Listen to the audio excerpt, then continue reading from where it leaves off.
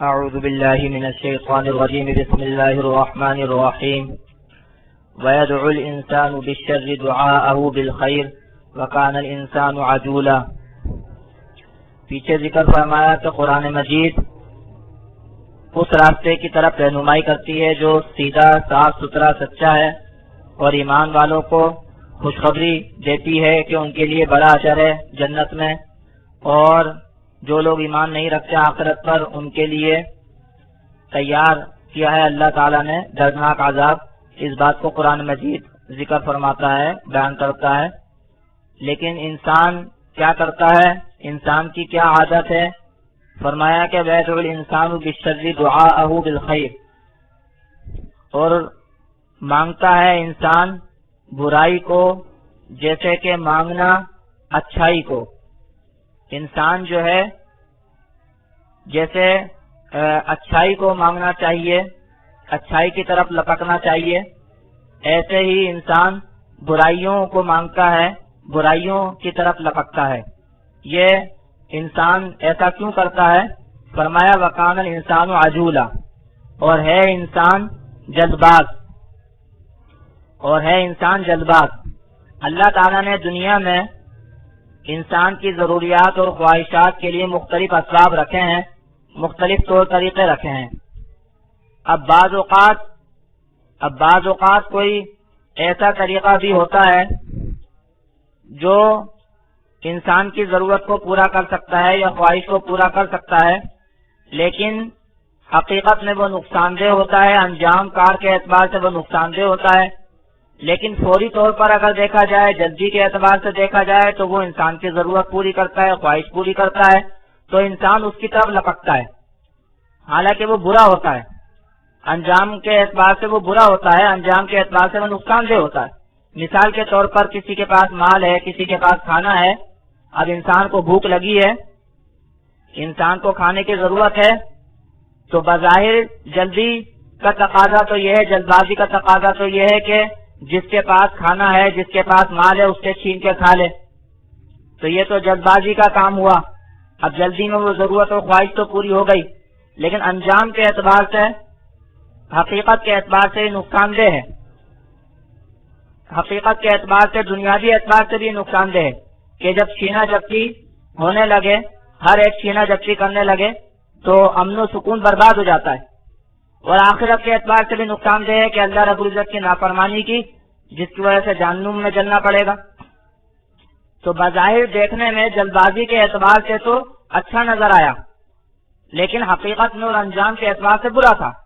تو انسان جو ہے وہ برائی کی طرف لپکتا ہے جیسے کہ لپکنا چاہیے اس کو اچھائی کی طرف، اور اس کی وجہ بتائی کہ انسان جلد باز ہے، انجام کو نہیں دیکھتا، حقیقت کو نہیں دیکھتا، آگے کے نقصان کو نہیں دیکھتا، بس جو عارضی طور پر اس کو نظر آ رہا ہے، دنیاوی فائدہ نظر آ رہا ہے، جلدی کا کوئی فائدہ نظر آ رہا ہے، بس اس کو دیکھتا ہے۔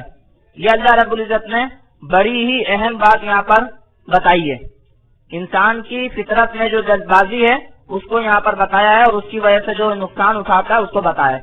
تو انسان کو اپنی اس عادت کو کنٹرول کرنا چاہیے۔ اللہ رب العزت نے انسان میں جو عادتیں اور جو خصوصیات رکھی ہیں وہ اس طرح کی ہیں کہ ان کو فائدے کے لیے بھی استعمال کیا جا سکتا ہے اور نقصان کے لیے بھی۔ انسان میں اللہ نے رحم کے جذبات بھی رکھے ہیں، غصے کے جذبات بھی رکھے ہیں، انسان میں اللہ تعالیٰ نے بردباری کے جذبات بھی رکھے ہیں، جلد بازی کے جذبات بھی رکھے ہیں۔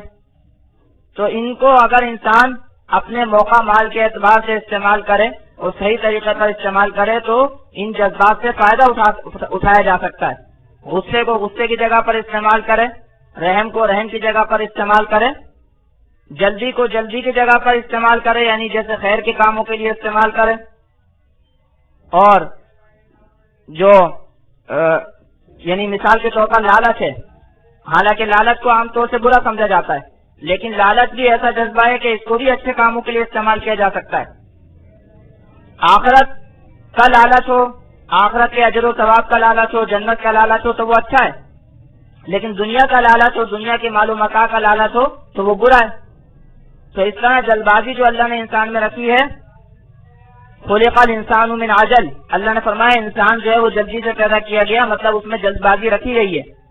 تو یہ انسان کی خصوصیت ہے، اس کو انسان اچھے کے لیے بھی استعمال کر سکتا ہے، برا کے لیے بھی استعمال کر سکتا ہے، لیکن زیادہ تر اللہ نے فرمایا وہ برا کے لیے استعمال کرتا ہے۔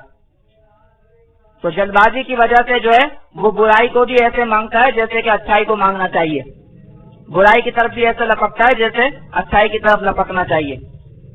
فرمایا یدعو الانسان بالشر دعاءہ بالخیر، اور مانگتا ہے انسان برائی کو جیسے کہ مانگنا اچھائی کو۔ وکان انسان عجولا، اور ہے انسان جلد باز۔ آگے اللہ فرماتے ہیں کہ ہم نے رات اور دن کو نشانیاں بنایا، ہم نے متضاد چیزیں پیدا فرمائی، متضاد چیزیں پیدا کی اور ان دونوں سے ہم نے فائدے دیے۔ تو جیسے میں نے ابھی بتایا کہ انسان میں مختلف قسم کے جذبات ہیں، ان کو اچھے کے لیے بھی استعمال کر سکتا ہے، برے کے لیے بھی استعمال کر سکتا ہے۔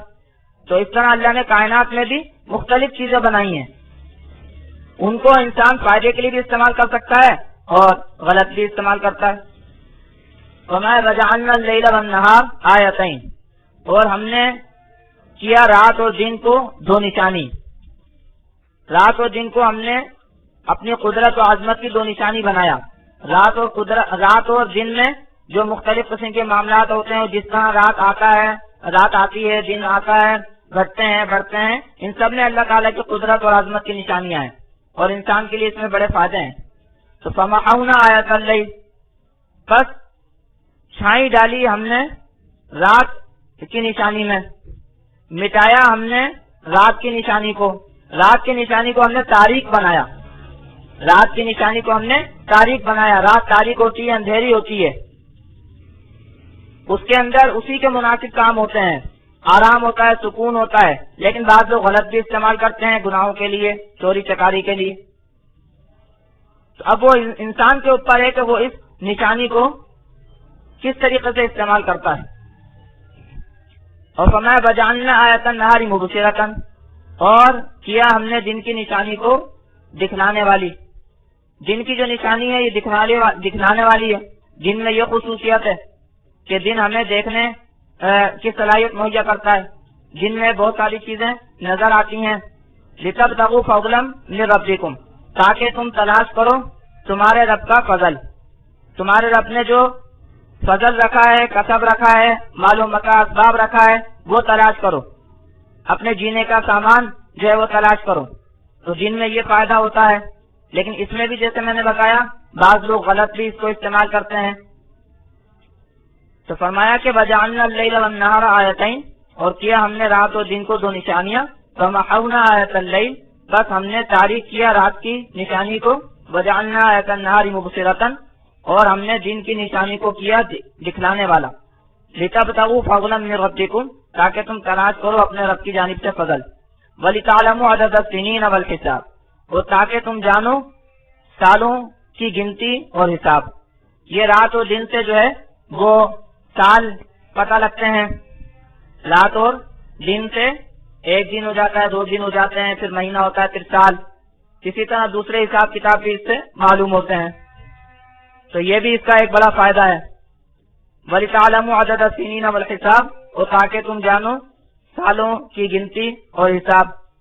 وَكُلَّ شَيْءٍ فَصَّلْنَاهُ تَفْصِيلًا، اور ہر چیز کو ہم نے بیان کیا تفصیل سے۔ وَكُلَّ شَيْءٍ فَصَّلْنَاهُ تَفْصِيلًا، اور ہر چیز ہم نے اس کو مفصل بیان کیا تفصیل کے ساتھ۔ اللہ رب العزت نے ہر ضروری چیز کو کھول کھول کر بیان کیا، عقائد اہم ہوتے ہیں ان کو کھول کھول کر بیان کیا۔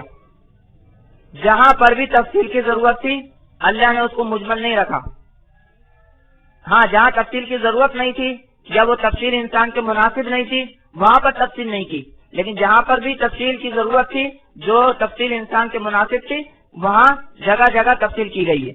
وَكُلَّ شَيْءٍ فَصَّلْنَاهُ تَفْصِيلًا، اور ہر چیز کو ہم نے بیان کیا کھول کھول کر تفصیل کے ساتھ۔ وَكُلَّ إِنسَانٍ أَلْزَمْنَاهُ طَائِرَهُ فِي عُنُقِهِ، اور فرمایا کہ ہر انسان ہم نے لگا دیا اس کو اس کا اعمال نامہ اس کی گردن میں۔ ہر انسان کے ساتھ اس کی قسمت اور اس کے اعمال نامے ہیں۔ ہر انسان جو کچھ کرتا ہے وہ محفوظ ہو رہا ہے اور وہ اس کے ساتھ لگا ہوا ہے۔ یہ جو فرمایا کہ اس کی گردن میں، اس سے مراد یہ کہ اسی کے ساتھ ہے. جیسے گردن میں شناخت کے لیے کوئی پٹا ڈال دیتے ہیں، کوئی لکھا ہوا ڈال دیتے ہیں، تو اس انداز پر اس کو سمجھایا کہ ہر انسان کی قسمت اس کے ساتھ ہے. ہر انسان جو کچھ کرتا ہے وہ اس کے ساتھ ہے، کہیں مٹ نہیں جاتا، محفوظ ہوتا ہے وہ. اور یہ بھی واضح کر دیا کہ ہر انسان کی قسمت اس کے ساتھ ہے. یہ نہیں ہے کہ کوئی دوسرا جو ہے نا کسی کی قسمت کو جو ہے نا متاثر کر سکے. ہر انسان کی قسمت اس کے اپنے ساتھ. وَكُلَّ إِنسَانٍ أَلْزَمْنَاهُ طَائِرَهُ فِي عُنُقِهِ، اور ہر انسان ہم نے لگا دیا اس کو اس کے عمل نامہ فی عنقی، اس کی گردن میں. وَنُخْرِجُ لَهُ يَوْمَ الْقِيَامَةِ كِتَابًا يَلْقَاهُ مَنشُورًا، اور نکالیں گے ہم اس کے لیے قیامت کے دن لکھا ہوا، دیکھے گا اس کو کھلا ہوا. یعنی قیامت کے دن پھر وہ سامنے آ جائے گا، وہ سامنے لایا جائے گا. آج تو انسان یہ سمجھتا ہے کہ جو میں نے کیا وہ ختم ہو گیا. کس نے ریکارڈ کیا؟ جو میں نے کیا ختم ہو گیا. کس نے ریکارڈ کیا؟ کس کو معلوم ہوا؟ لیکن اللہ فرماتے ہیں سب انسان کے ساتھ ہے. جیسے ایک جگہ آتا ہے کہ انسان کے زبان بولے گی، انسان کے ہاتھ پاؤں بولیں گے، تو سب محفوظ ہے. اللہ تعالیٰ فرما رہے ہیں کہ ہم نکالیں گے قیامت کے دن اس کے لیے لکھا ہوا، اس کو دیکھ لے گا کھلا ہوا واضح طور پر. اس میں سب اس کو مل جائے گا، سب نظر آ جائے گا یہ کیا تھا. وَنُخْرِجُ لَهُ يَوْمَ الْقِيَامَةِ كِتَابًا يَلْقَاهُ مَنشُورًا، اور نکالیں گے ہم اس کے لیے قیامت کے دن لکھا ہوا. کتاب کہتے ہیں لکھے ہوئے کو، لکھا ہوا. يَلْقَاهُ مَنشُورًا، دیکھ لے گا وہ اس کو کھلا ہوا. اقرأ کتابک، پڑھ اپنی کتاب. اللہ فرمائیں گے فرشتے کی زبانی یا خود، اقرأ کتابک، پڑھ اپنی کتاب. کفیٰ بنفسک الیوم علیک حسیبا، کافی ہے تیرا نفس آج کے دن خود ہی اپنے اوپر حساب کرنے والا. تجھے خود ہی پتہ چل جائے گا، کسی کے بتانے کی ضرورت ہی نہیں ہے. سارا تیرے سامنے موجود ہے، سارا عمل نامہ تیرے سامنے موجود ہے، کسی کو سمجھانے بتانے کی ضرورت نہیں ہے. آج تو خود ہی حساب کرنے کے لیے کافی ہے، کیونکہ سب سامنے موجود ہے. اقرأ کتابک، پڑھ اپنی کتاب. کفیٰ بنفسک الیوم علیک حسیبا، کافی ہے تیرا نفس آج کے دن اپنے اوپر خود ہی حساب کرنے والا. من اہتدی فانما یہتدی لنفسہ، جس نے راہ پائی تو بس راہ پائی اپنے نفس کے لیے. ومن ضل فانما یضل علیہا، اور جو کوئی گمراہ ہوا تو سوائے اس کے نہیں، بس گمراہ ہوا اپنے نفسی کے اوپر. یعنی ہدایت اگر کسی نے حاصل کی تو اس کا فائدہ اس کو خود ہوگا، اور اگر کوئی گمراہ ہوا تو اس کا نقصان اس کو خود ہوگا. اللہ کو، اللہ کے رسول کو، ایمان والوں کو اس کا کوئی نقصان نہیں، کوئی فائدہ نہیں. ہر شخص جو کچھ کرے گا اس کا فائدہ نفع نقصان کا ذمہ دار خود ہوگا. من اہتدی فانما یہتدی لنفسہ، جس نے راہ پائی تو بس اس نے راہ پائی اپنے نفس کے لیے. ومن ضل فانما یضل علیہا، اور جو کوئی گمراہ ہوا تو بس صرف وہ گمراہ ہوا اپنے نفس پر. ولا تزر وازرۃ وزر اخری، اور نہیں بوجھ اٹھائے گا کوئی بوجھ اٹھانے والا دوسرے کا، اور نہیں اٹھائے گا کوئی بوجھ اٹھانے والا دوسرے کا بوجھ. دوسرے کے گناہوں کا بوجھ کوئی نہیں اٹھائے گا، اپنے گناہ ہی بھگتے گا، دوسرے کے گناہ اس پر نہیں ڈالے جائیں گے. ہاں وہ اور بات ہے کہ اگر کسی کو بہکایا تھا تو سبب کا گناہ ہوگا. کسی کو گناہ کی طرف بلایا تھا، گناہ کی طرف برگلایا تھا، گناہ کا راستہ دکھایا تھا، تو سبب کا گناہ ہوگا. بعینی اس گناہ، یعنی وہ جو گناہ کیا اس شخص نے، بعینی وہ گناہ نہیں ہوگا، اس کا ذریعہ بننے کا، اس کا سبب بننے کا گناہ ہوگا. تو ذریعہ اور سبب بننے کا گناہ تو خود اس کا اپنا گناہ ہوا. تو اس بات کو سمجھ لیں کہ ایک تو وہ گناہ جو انسان نے خود نے کیا، اور ایک وہ گناہ جس کا ذریعہ اور سبب بنا. تو جس کا ذریعہ اور سبب بنا وہ بھی اصل میں اسی کا اپنا گناہ ہے، اور باقی جس نے جو گناہ کیا وہ اس کا گناہ. تو جتنا جو کیا وہ سب اٹھائے گا، دوسرے کا گناہ نہیں اٹھائے گا. جیسے بعض لوگ کہہ دیتے ہیں کہ فلاں بزرگ ہمارے لیے کافی ہو جائیں گے، فلاں بزرگ جو ہے وہ ہمیں جنت میں لے جائیں گے. تو یہ اللہ فرما رہے ہیں کہ کوئی دوسرے کا بوجھ نہیں اٹھائے گا، ہر ایک کو اپنا بوجھ خود اٹھانا ہوگا. حضور صلی اللہ علیہ وسلم نے حضرت فاطمہ رضی اللہ تعالیٰ عنہ کو فرمایا تھا کہ تیاری کر لینا، یہ نہیں سمجھنا کہ تمہارا باپ نبی ہے تو تمہیں بچا لے گا. فرمایا ولا تزر وازرۃ وزر اخرى، اور نہیں اٹھائے گا کوئی بوجھ اٹھانے والا دوسرے کا بوجھ. وما كنا معذبین حتى نبعث رسولا، اور نہیں ہے ہم عذاب دینے والے یہاں تک کہ ہم بھیجیں پیغمبر. اللہ نے اپنا طریقہ بتایا، اپنی عادت بتائی کہ ہم کسی کو عذاب نہیں دیتے یہاں تک کہ ہم رسول بھیجیں یا رسول کا نائب بھیجیں. دنیا شاہد ہے، دنیا کی تاریخ شاہد ہے کہ اللہ رب العزت نے بار بار سمجھانے کے لیے نبیوں کو بھیجا، یہاں تک کہ حضور صلی اللہ علیہ وسلم کو آخری نبی بنا کر بھیجا. اور حضور صلی اللہ علیہ وسلم کے بعد اب کوئی نبی آنے والا نہیں، تو جو حضور صلی اللہ علیہ وسلم کی امت میں علماء ہیں اور دوسرے لوگ ہیں، انما العلماء ورثۃ الانبیاء، علماء انبیاء کے وارث ہیں، ان کے علم کے وارث ہیں، ان کے علم کو آگے پہنچانے کے ذمہ دار ہیں. اور اس کے علاوہ بھی دوسرے لوگ. تو یہ حضور صلی اللہ علیہ وسلم کے امتی اور نائب ہونے کی حیثیت سے جو ہے پہنچانے کے ذمہ دار ہیں. تو فرمایا کہ ہم کسی کو عذاب دینے والے نہیں ہیں یہاں تک کہ ہم بھیجیں رسول پیغمبر. اللہ اتمام حجت کرتے ہیں، وما كنا معذبین حتی نبعث رسولا، اور نہیں ہیں ہم عذاب دینے والے یہاں تک کہ ہم بھیجیں رسول. وَإِذَا أَرَدْنَا أَن نُهْلِكَ قَرْيَةً أَمَرْنَا مُتْرَفِيهَا فَفَسَقُوا فِيهَا. یہاں اللہ نے اپنا طریقہ بتایا کہ ہوتا کیا ہے کہ جب کسی بستی کو ہلاک کرنے کا ارادہ ہو تو وہاں کے جو دولت مند لوگ ہوتے ہیں وہ پہلے برائی میں مبتلا ہوتے ہیں، ان میں برائی جو ہے بڑھتی چلی جاتی ہے، اور جب ان میں برائی بڑھتی ہے وہ نافرمانی کرتے ہیں تو جو عام لوگ ہیں وہ بھی نافرمانی میں لگ جاتے ہیں، اور پھر وہ بستی جو ہے وہ گناہ زدہ ہو جاتی ہے، جرم زدہ ہو جاتی ہے، پوری بستی مجرم ہو جاتی ہے، تو پھر اس کے اوپر عذاب بھیجا جاتا ہے. وَإِذَا أَرَدْنَا أَن نُهْلِكَ قَرْيَةً، فرمایا اور جب ہم ارادہ کرتے ہیں کہ ہم ہلاک کریں کسی بستی کو، امرنا مترفیہا ففسقوا فیہا، حکم کرتے ہیں ہم اس کے دولت مندوں کو، پس وہ نافرمانی کرتے ہیں اس میں. یہاں جو فرمایا کہ ہم ارادہ کرتے ہیں ہلاک کرنے کا، مقصد یہ ہے کہ ان کے جو بھی کچھ ہوتا ہے اللہ کی مشیت سے ہوتا ہے، اللہ کی مشیت کے بغیر نہیں ہوتا. پہلی بات تو یہ. دوسری بات یہ کہ اللہ تعالیٰ کس بستی کو ہلاک کرنے کا ارادہ کرتے ہیں، جیسے خود آگے آ رہا ہے کہ جو لوگ نافرمانی کرتے ہیں تو اس کا طریقہ کیا ہوتا ہے. تو یہاں پر جو فرمایا اللہ نے کہ ہم حکم کرتے ہیں اس کے دولت مندوں کو، بس وہ اس میں نافرمانی کرتے ہیں. تو یہ حکم وہ حکم نہیں ہے کہ جو اللہ حکم کرتے ہیں، اللہ کہتے ہیں، اللہ بولتے ہیں، اللہ نبیوں کے ذریعے حکم کرتے ہیں، ایسا حکم نہیں ہے. یعنی یہ تشریعی حکم نہیں ہے، یہ تو تکوینی حکم ہے.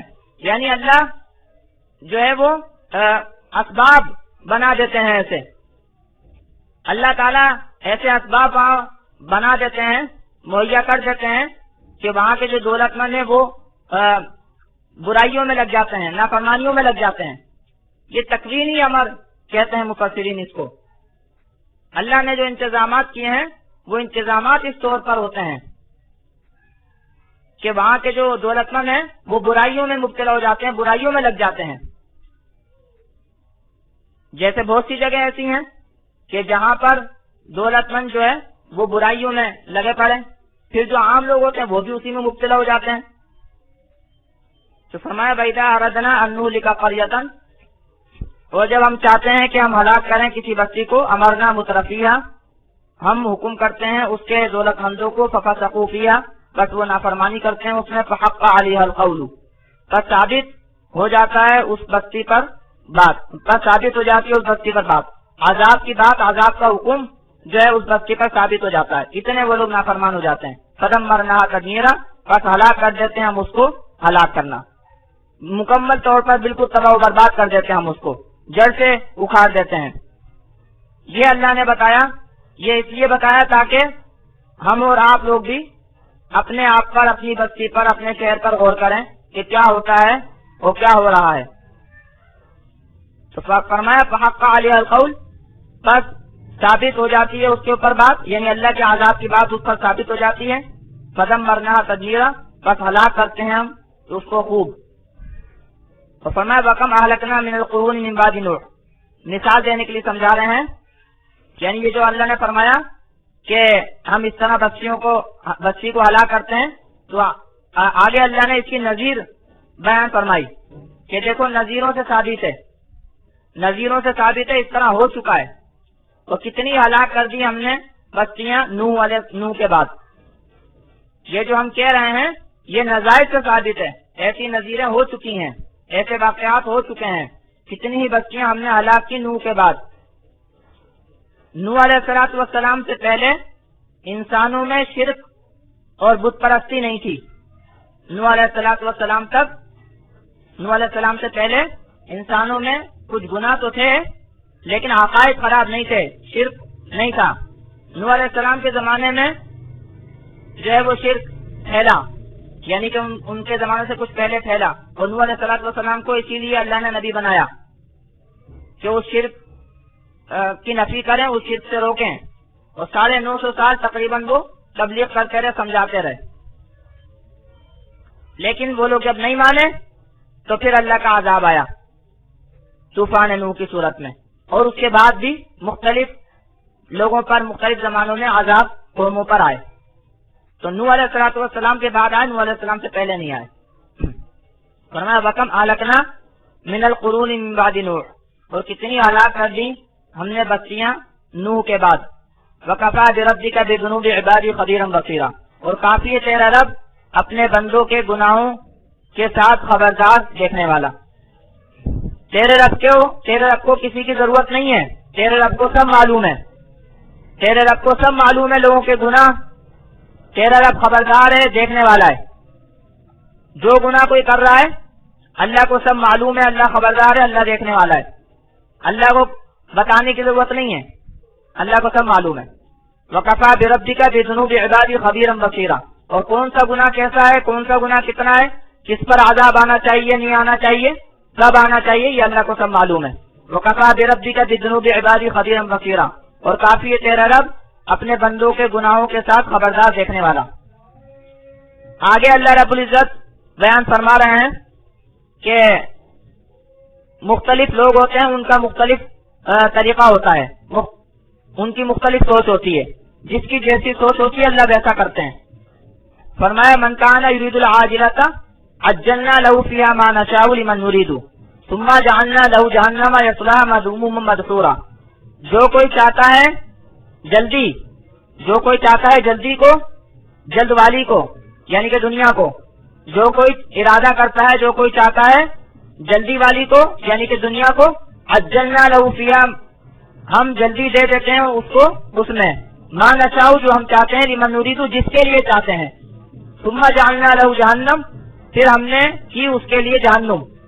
یعنی یہاں فرما رہے ہیں کہ دنیا کے جو طالب ہوتے ہیں، دنیا کے جو عاشق ہوتے ہیں، ہم ان کو دنیا دے دیتے ہیں، لیکن ہم ان کو جو دنیا دیتے ہیں وہ بھی اپنی مشیت کے مطابق دیتے ہیں، اپنی مشیت کے مطابق دیتے ہیں، اس کو دیتے ہیں جس کے لیے چاہتے ہیں، اور اتنا دیتے ہیں جتنا چاہتے ہیں، یہ نہیں کہ جتنا وہ چاہے مل جائے یا جو چاہے اور اس کو مل جائے، جتنا جو چاہتا ہے، یعنی اللہ تعالیٰ جتنا چاہتے ہیں اتنا دیتے ہیں، جس کے لیے چاہتے ہیں اس کو دیتے ہیں، جو دنیا کا عاشق ہوتا ہے۔ لیکن آگے پھر کیا ہے، ثم جعلنا له جہنم، پھر ہم نے کر دی، پھر ہم کر دیتے ہیں اس کے لیے جہنم۔ جو دنیا کا عاشق ہوتا ہے اس کو دنیا مل جاتی ہے، کفر و عصیان کی وجہ سے دنیا سے روکا نہیں جاتا، دنیاوی مال و متاع اس کے لیے بند نہیں کیا جاتا، لیکن آخرت میں پھر اس کے لیے جہنم ہے، کیونکہ ظاہر سی بات ہے کہ جو دنیا چاہتا ہے تو وہ آخرت کے اعتبار سے زندگی نہیں گزارتا، اللہ رب العزت کے احکامات کو سامنے نہیں رکھتا، عقائد صحیح نہیں اپناتا، تو پھر آگے اس کو جہنم ہی ملے گی، جہنم ہی میں اس کو جانا پڑے گا۔ اس کے برخلاف جو آخرت کا ارادہ کرتا ہے اس کو آگے بیان فرما رہے ہیں۔ تو فرمایا من کان یرید العاجلۃ عجلنا له فیہا، جو کوئی چاہتا ہے جلدی والی کو یعنی کہ دنیا کو، عجلنا لہو فیہا، ہم جلدی دے دیتے ہیں اس کو اس میں، ما نشاء جو ہم چاہتے ہیں، لمن نرید جس کے لیے ہم چاہتے ہیں، ثم جعلنا لہو جہنم، پھر کرتے ہیں ہم اس کے لیے جہنم، یصلا داخل ہوگا اس میں، مذموما مدحورا برے حال سے راندہ ہوا، دھتکارا ہوا، برے حال میں ہوگا، جہنم میں داخل ہوگا برے حال میں، لوگ اس پر تو کر رہے ہوں گے، لوگ اس کو برا کہہ رہے ہوں گے، اور اللہ کی طرف سے دھتکارا ہوا۔ ومن اراد الاخرۃ وسعى لها سعيها، اور جو کوئی چاہے آخرت کو، وسعى لها سعيها اور کوشش کرے اس کے لیے اس کی کوشش، وهو مؤمن اور وہ ایمان والا ہے، فاولئک کان سعیهم مشکورا، بس یہ ان کی کوشش کی قدر کی گئی۔ اللہ فرما رہے جو کوئی ارادہ کرتا ہے آخرت کا، جو کوئی آخرت کو چاہتا ہے، جو کوئی آخرت میں جنت چاہتا ہے اور اس کے لیے کوشش کرتا ہے، اور کوشش بھی وہی کرتا ہے جو اس کی ہے، آخرت کی جو کوشش ہے، آخرت کے جو اعمال ہیں، آخرت میں کامیابی دلانے والے جو اعمال ہیں وہ کرتا ہے۔ صرف یہ نہیں ارادہ کر لیا بس آخرت کا، آخرت کو چاہ رہا ہے، نہیں، کوشش بھی اس کے لیے کر رہا ہے، اس کے لیے اعمال بھی کر رہا ہے، وہ مومن ایمان والا بھی ہے، ایمان کے ساتھ نیک عمل کر رہا ہے آخرت کے لیے، تو فرمایا فاولئک کان سعیهم مشکورا، بس یہ ان کی کوشش قدر کی گئی۔ اللہ تعالیٰ ان کی کوشش کی قدر کرتا ہے، اللہ تعالیٰ ان کی کوشش کی قدر کرتا ہے، اس کا بدلہ دیتا ہے۔ تو فرمایا ومن اراد الاخرۃ، اور جو کوئی ارادہ کرتا ہے آخرت کا، وسعى لها سعيها اور کوشش کرتا ہے آخرت کی کوشش، وہ مؤمن اور وہ ایمان والا ہے، تو فاولئک کان سعیهم مشکورا، بس یہ ان کی کوشش کی قدر کی گئی، اللہ کی جانب سے ان کی کوششوں کی قدر کی جاتی ہے اور ان کا اجر دیا جاتا ہے۔ فرمایا کلا نمد هؤلاء وهؤلاء من عطاء ربک، ہر ایک کو ہم مدد دیتے ہیں، ان کو بھی اور ان کو بھی تیرے رب کی عطا سے۔ وما کان عطاء ربک محظورا، اور نہیں ہے تیرے رب کی بخشش بند کی گئی۔ یہاں اللہ نے بتا دیا کہ جو کافر ہے ان کو بھی ملتا ہے، جو ایمان والے ہیں ان کو بھی ملتا ہے، ملتا ہر ایک کو ہے۔ دنیا میں اللہ رب العزت کی عطا روکی نہیں جاتی، جو کوئی بت کو آگے رکھ کے مانگ رہا ہے، جو کوئی بت سے مانگ رہا ہے اس کو بھی ملتا ہے، حالانکہ وہ بت نہیں دے رہا، اللہ دے رہے ہیں، لیکن اس کو بھی دے رہے ہیں جو بت سے مانگ رہا ہے۔ جو اللہ کو نہیں مانگ رہا اس کو بھی اللہ دے رہے ہیں، جو اللہ کو مانگ رہا ہے اللہ اس کو بھی دے رہے ہیں۔ دنیا میں اللہ کی عطا روکی نہیں جاتی، لیکن اللہ کی عطا کا نہ روکا جانا یہ اس کی کامیابی یا نجات کی دلیل نہیں ہے۔ نجات کی دلیل اور کامیابی کی جو دلیل ہے وہ ایمان اور عمل صالح جیسا بھی بیان ہوا، ایمان اور عمل صالح ہوگا تو اس کی کوششوں کی قدر کی جائے گی، آخرت اس کو ملے گی، جنت اس کو ملے گی۔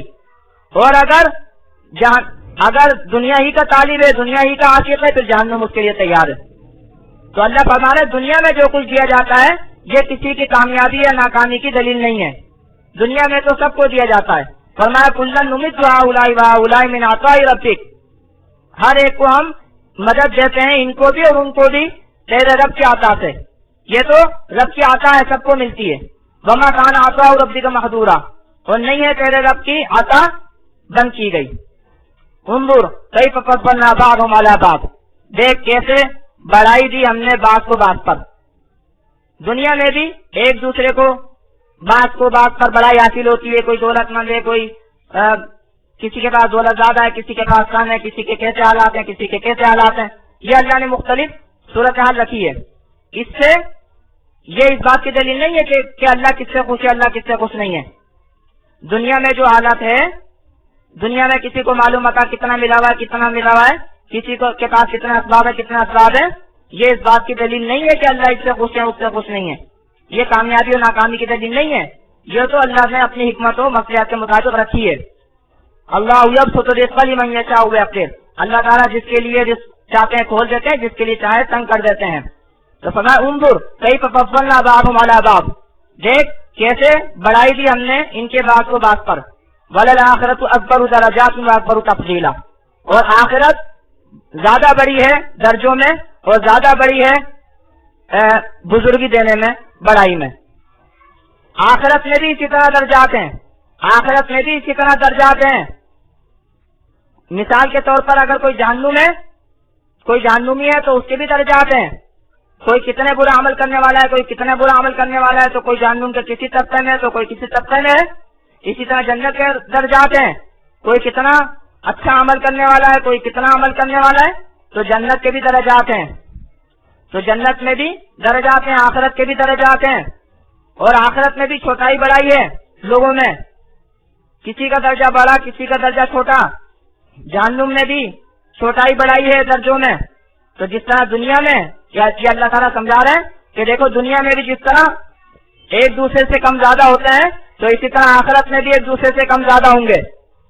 یہ نہیں کہ بس جیسا کیا، یہ نہیں کہ بس سب کو برابر سے، جیسے دنیا میں کم زیادہ ہوتے ہیں، اونچے نیچے ہوتے ہیں، اسی طرح آخرت میں بھی جو ہے وہ درجات ہوں گے، چاہے جہنم کے اعتبار سے چاہے جنت کے اعتبار سے. وَلَلْآخِرَةُ أَكْبَرُ دَرَجَاتٍ، اور ضرور آخرت زیادہ بڑی ہے درجوں میں، وَأَكْبَرُ تَفْضِيلًا، اور زیادہ بڑی ہے بزرگی دینے میں، فضیلت میں. آگے فرماتے ہیں لَا تَجْعَلْ مَعَ اللَّهِ إِلَٰهًا آخَرَ، یہ ہے اصل معیار اور پیمانہ آخرت کی کامیابی ناکامی کا. یہ ہے پیمانہ، لا تجعل مع اللہ الہا آخر، مت کر اللہ کے ساتھ معبود دوسرے کو. فتقعد مذموما مخذولا، بس تو بیٹھ رہے گا مذمت کیا گیا، ہلاک کیا گیا، ہلاکت میں سونپا گیا، ہلاکت میں سپرد کیا گیا، رسوا کیا گیا. یہ ہے پیمانہ کہ اللہ کے ساتھ کسی کو شریک مت ٹھہرا، کسی دوسرے کو معبود مت بنا. اگر تو ایسا کرے گا تو لوگ تیری برائی کریں گے، تجھے برا کہیں گے، عقل مند لوگ بھی برا کہیں گے، ایمان والے برا کہیں گے، فرشتے برا کہیں گے، اللہ برا کہیں گے. مخذولا، رسوا ہوگا، تو ہلاکت میں گرفتار ہوگا. لا تجعل مع اللہ الہا آخر، مت مقرر کر اللہ کے ساتھ معبود کوئی اور. فتقعد مذموما مخذولا، بس تو بیٹھ رہے گا مذمت کیا گیا، ہلاکت میں سپرد کیا گیا. اللہ تعالی ہمیں شرک سے جو ہے محفوظ فرمائے.